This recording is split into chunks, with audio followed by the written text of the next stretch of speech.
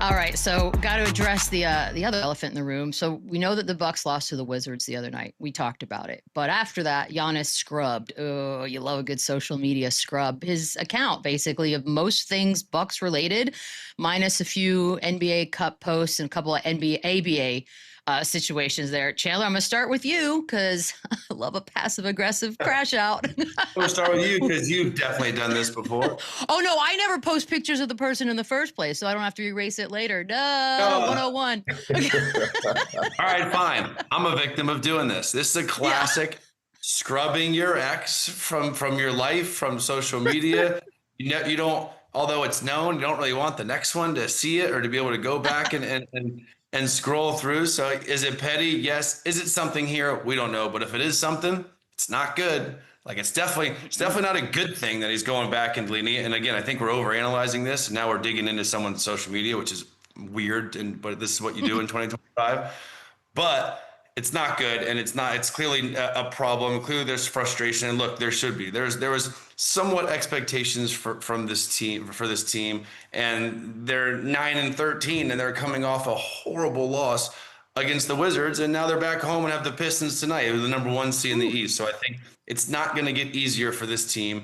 There's going to all the trade rumors are going to continue to get louder for this guy because teams will line up at the door and throw the kitchen sink to get Giannis on their team. And they know right now is the time to pounce. Right now is the time that they are desperate. Right now they're having, front office meetings of, listen, do we completely rebuild? Is he going to ask for a trade? Is he going to force our hand? He's kind of done everything for this city and this franchise. So he kind of has them by the balls right now. And so this is just a bad situation where your star player and your all world everything is frustrating and scrubbing his social media. It's funny to say and petty, but it's definitely not a good thing that he did this.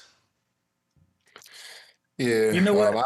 I don't think I needed, him to scrub his Instagram for me to figure out he wants to be moved. I think it's just time.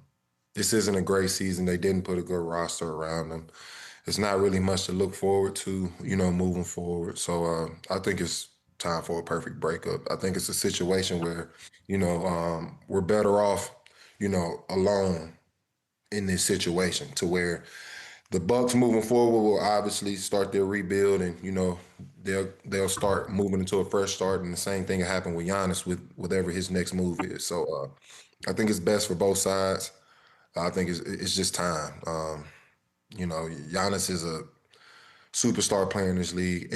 Every season is a championship or bust type season for him because his talent is that high, and he's that much of he has that much impact on games to where, like I said, they're competing for a championship every single season. So, that's not the situation here in Milwaukee, and I'm sure he's looking for his next to figure out where he can win another. You know what, y'all? Let me play devil's advocate. What if he generally just scrubbed his Instagram and those posts happen to be part of the scrub? Like, all of us can agree that we've all deleted a bunch of stuff off our social media at some point, and like I'm never gone back and done any of that. Caught up in it? No, no. Tripping. No, tripping. All right, well, I tried. Hold on. But 2021, it went back, by the way. He went back to 2021. Yeah, and he's not the dude taking sleeping pills, getting lit, just doing this. This is a sober, premeditated move where he is scrubbing pictures of his current team. It's definitely not. He's aware.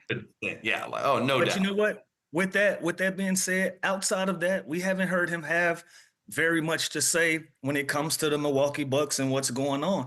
He's allowed the powers to be to deal with this behind the scenes. He's allowed his representation to speak directly with the representation of the team.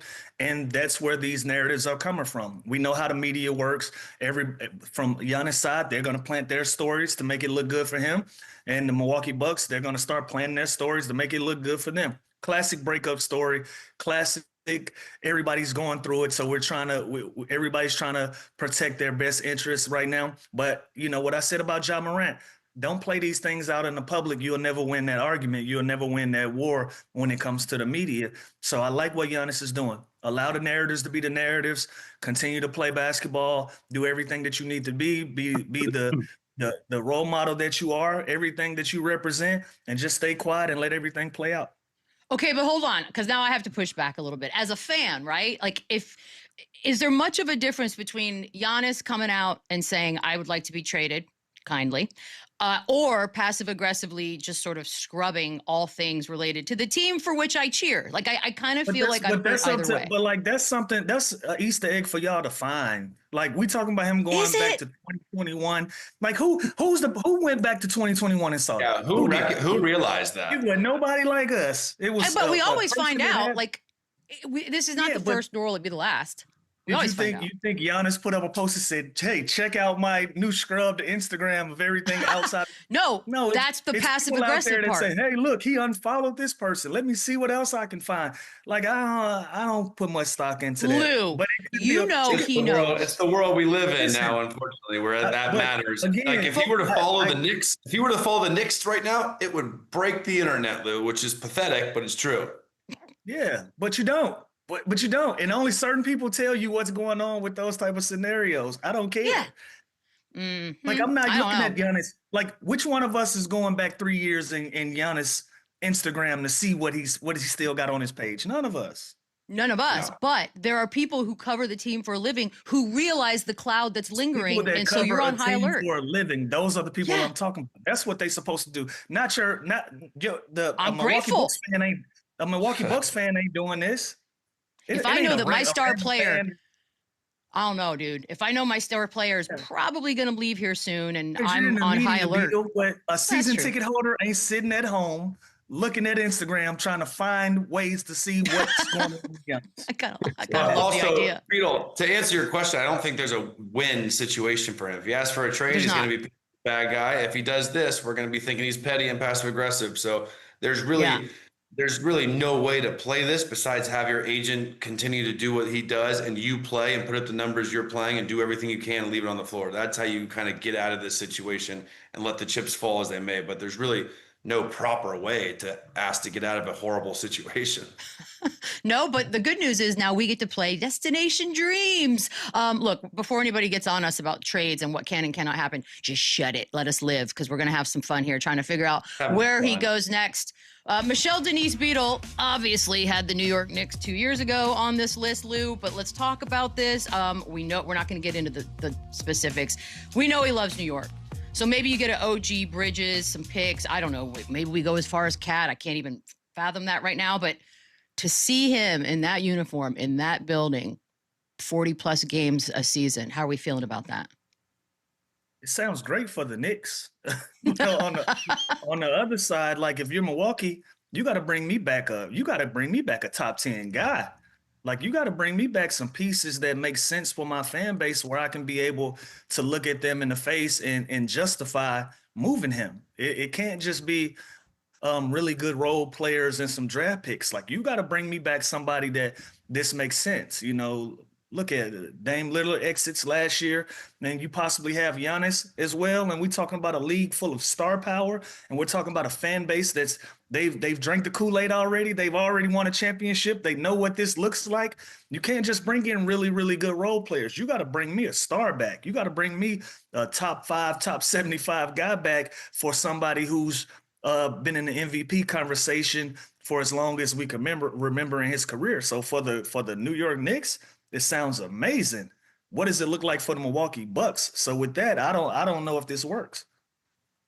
So we're not tempted by Cat. Okay, go ahead, Boogie. Couldn't agree more. I mean, Lou hit it on the head. For the Knicks, it's exciting.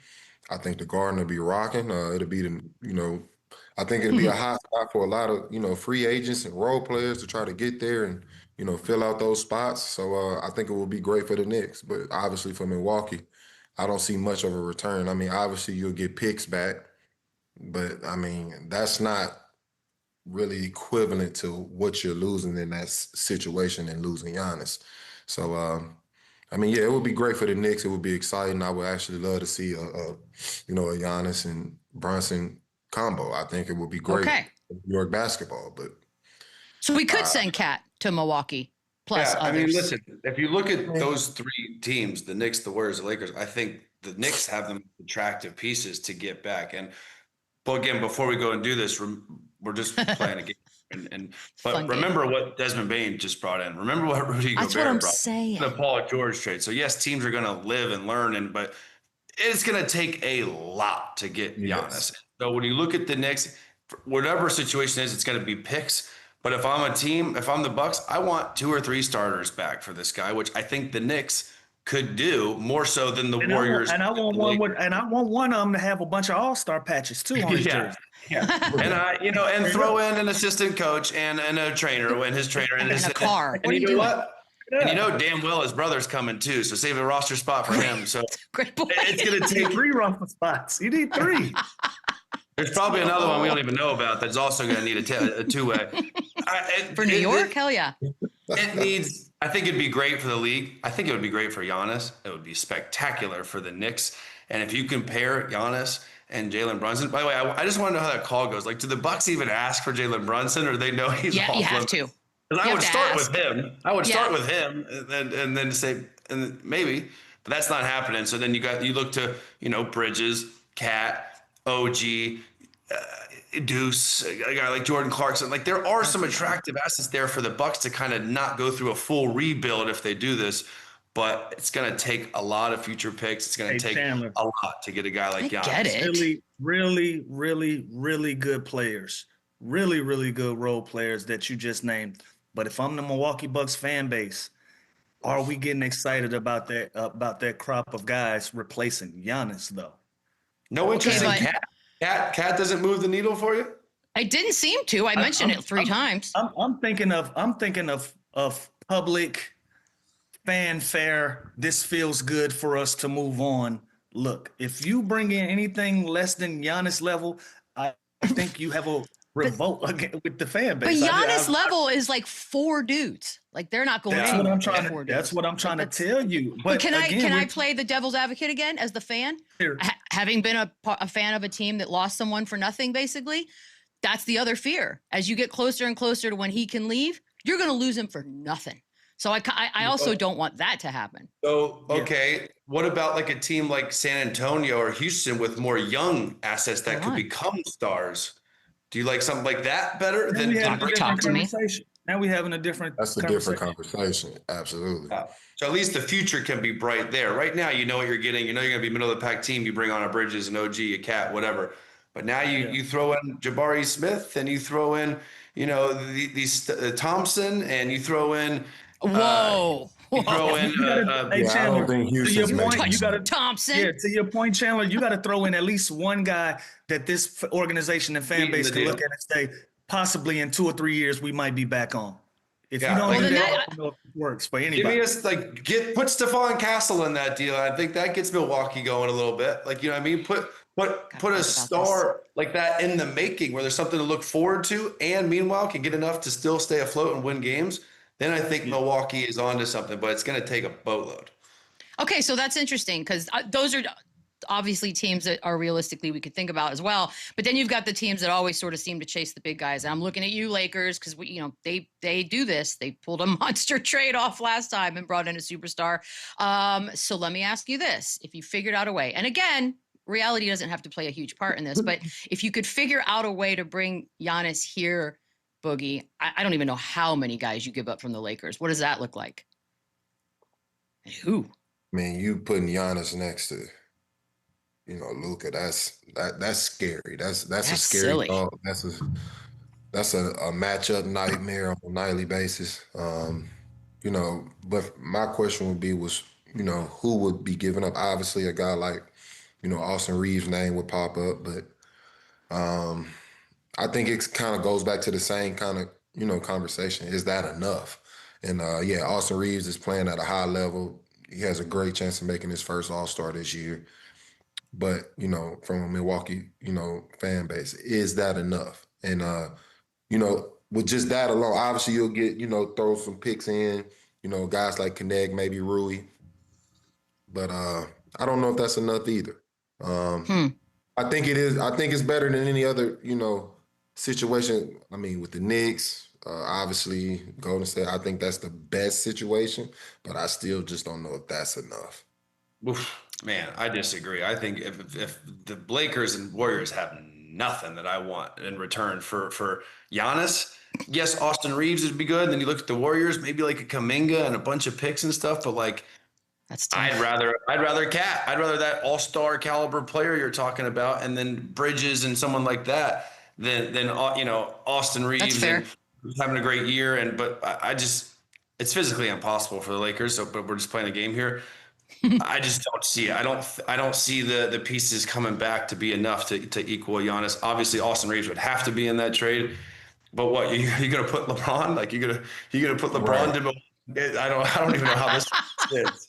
That's amazing to even say out loud. Yeah, like that'd be funny. But I just don't see this happening. I really don't. No, the younger teams I feel like seem like a more realistic destination. The younger ones are the sexier ones because you can still win and compete and make playoffs while the future is bright and you're grooming your next franchise star. So like the Warriors, the Lakers, the Knicks, it's all just like a lateral move to stay afloat. You need pieces to excite you in the fan base. Yeah, I like the San Antonio of that all. Thank you. Taking a quick break. We got more to talk about on the other side. We'll be back. Run it up, then run it back, run it up.